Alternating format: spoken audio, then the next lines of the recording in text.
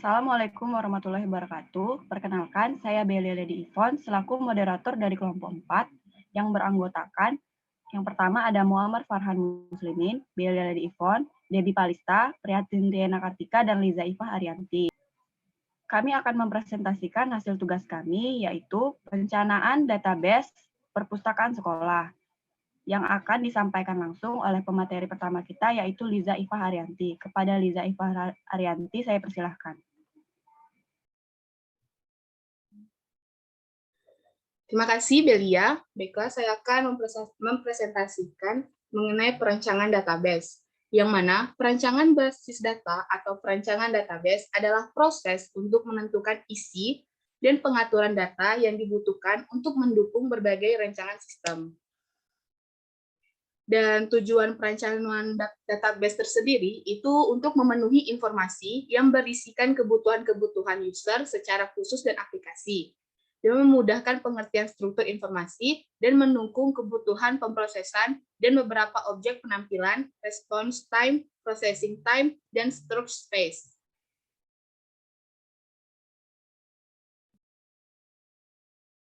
Fase proses perancangan database itu memiliki 6 fase. Yang pertama yakni pengumpulan data dan analisis. Aktivitas-aktivitas pengumpulan data dan analisis meliputi 1. Menentukan kelompok pemakai dan bidang-bidang aplikasinya. 2. Peninjauan dokumentasi yang ada. 3. Analisa lingkungan operasi dan pemrosesan data. 4. Daftar dan pertanyaan dan wawancara.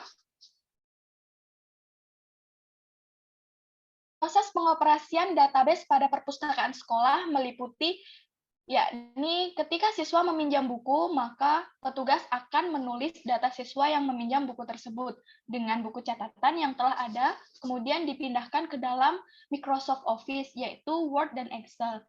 Selanjutnya, jika siswa mengembalikan buku, maka petugas akan mencari lagi data tersebut di dalam tumpukan berkas dan melihat apakah siswa tersebut mengembalikan buku dengan tepat waktu atau malah terkena biaya atau denda.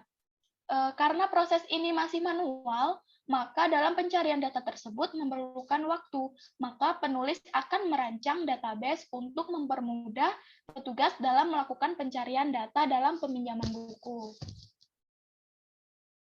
Fase yang kedua yakni perancangan database konseptual. Tujuan dari fase ini adalah menghasilkan konseptual skema untuk database yang tergantung pada sebuah DBMS yang spesifik, sering menggunakan sebuah high level data model seperti IR atau IIR pada model selama fase ini. Dalam konseptual skema, kita harus merinci aplikasi-aplikasi database yang diketahui dan transaksi-transaksi yang mungkin. Pada fase ketiga, yakni pemilihan DBMS. Pemilihan database ditentukan oleh beberapa faktor. Yang pertama, yakni struktur data jika data yang tersimpan dalam database mengikuti struktur hierarki. Maka, suatu jenis hierarki dari DBMS harus dipikirkan. Yang kedua, personal yang telah terbiasa dengan suatu sistem. Jika staf programmer dalam suatu organisasi sudah terbiasa dengan suatu DBMS, maka hal ini dapat mengurangi biaya latihan dan waktu belajar. Yang ketiga, yakni tersedianya layanan penjual keberadaan fasilitas pelayanan penjual sangat dibutuhkan untuk membantu memecahkan beberapa masalah sistem. Yang keempat, yakni teknik keberadaan DBMS dalam menjalankan tugasnya seperti jenis-jenis DBMS atau relational, network, dan hierarki, dan lain-lain. Struktur penyimpanan dan jalur akses yang mendukung DBMS, pemakai, dan lain-lain.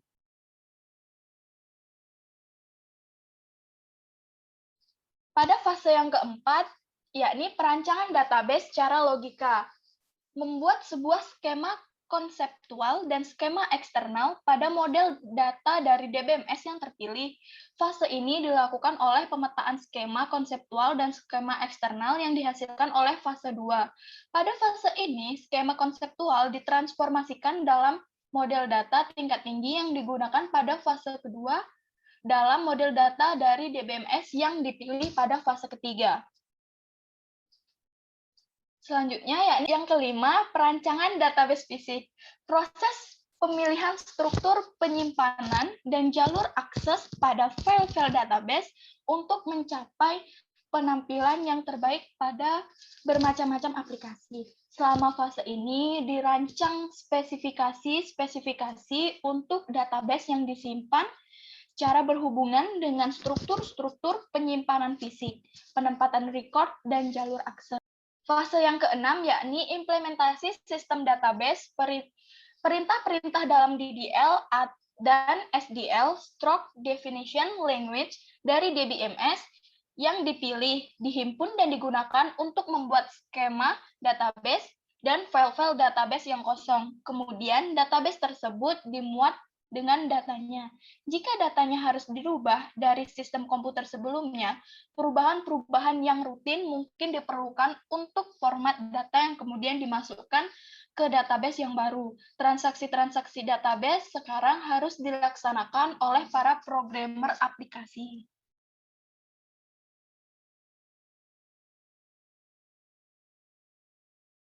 Perancangan perpustakaan sekolah merupakan salah satu perpustakaan yang melayani kebutuhan guru dan siswa dalam memperoleh informasi mata pelajaran maupun informasi lainnya yang terkait dengan kegiatan pembelajaran di sekolah.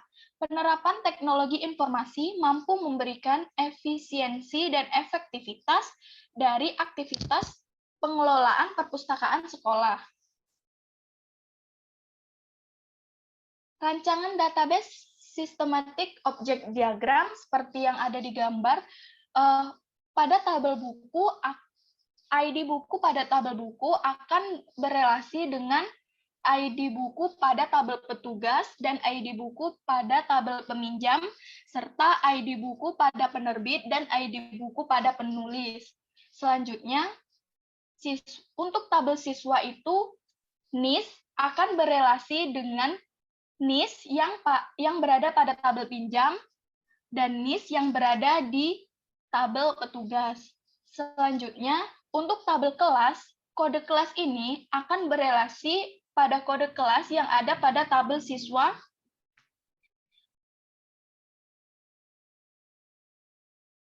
Materi yang kedua tentang rancangan database.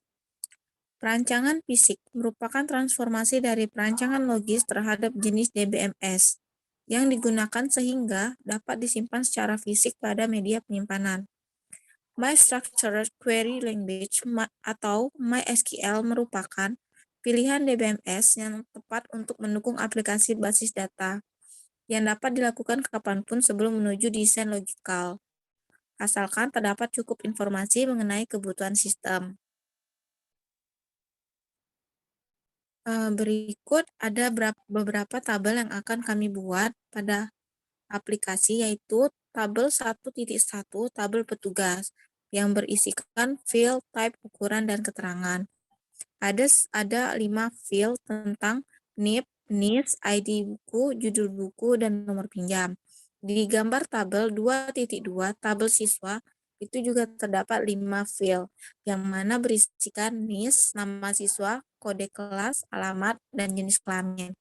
Untuk tabel 2.3 tabel pinjam, juga terdapat 5 field, yaitu nomor pinjam, NIS, ID buku, tanggal pinjam, dan tanggal kembali.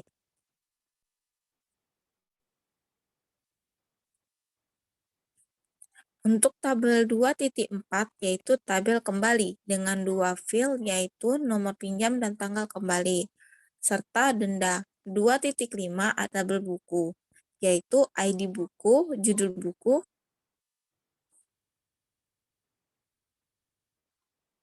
untuk tabel 2.6 yaitu tabel kelas dengan field 2, kode kelas, dan nama kelas. 2.7 tabel penerbit dengan 3 field yaitu ID buku, nama penerbit, dan alamat. 2.8 yaitu tabel penulis, yang mana field berisikan ID buku, nama penulis, dan kota.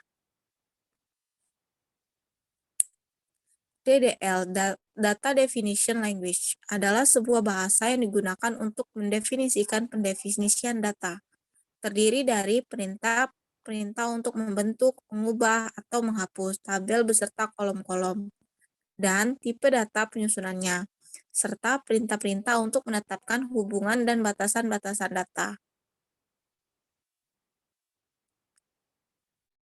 Untuk keterangan pertama yaitu simbol bintang 1, yang artinya menunjukkan bahwa isi file merupakan primary key atau kunci utama.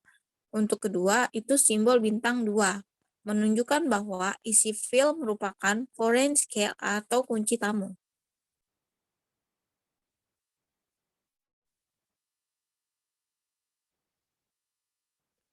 Model data relasional akan memberikan gambaran yang jelas dan memberikan kemudahan bagi programmer ketika ingin membangun aplikasi pengelolaan data untuk perpustakaan sekolah. Keberhasilan dalam membangun sebuah aplikasi tidak terlepas dari sebuah model basis data yang baik. Inilah yang menjadi dasar utama diperlukan sebuah rancangan basis data dengan menerapkan model relasional. Kesimpulan, rancangan basis data yang dirancang dengan menggunakan metode perancangan database DBLC telah menghasilkan bentuk database relasional dengan rincian sebagai berikut. Tipe entitas yang diperlukan berjumlah 7 entitas dengan memberikan atribut domain pada setiap nama entitas dan menghasilkan diagram hubungan entitas. Menghasilkan relasi untuk modal data logikal lokal yang mempresentasikan entity, relationship, dan atribut yang telah diidentifikasi sebelumnya. Perancangan database menggunakan database MySQL dengan data definition language menghasilkan database dengan model relasional. Diperlukan sebagai upaya untuk menjamin dan menjaga integritas data dari setiap tabel yang berhubungan. Kebutuhan untuk menghasilkan sebuah aplikasi yang baik tidak terlepas dari bagaimana sebuah model dari basis data yang digunakan, dan oleh karenanya, maka perpustakaan sekolah perlu dibangun dengan model data relasional. Ya, baiklah, terima kasih. Mungkin itulah materi yang bisa kami sampaikan. Saya kembalikan ke moderator. Baik, terima kasih kepada pemateri yang telah menyampaikan materi kita. Itulah tadi hasil dari presentasi kelompok kami. Semoga materi yang disampaikan dapat bermanfaat dan mudah dipahami. Terima kasih, saya tutup. Wassalamualaikum warahmatullahi wabarakatuh.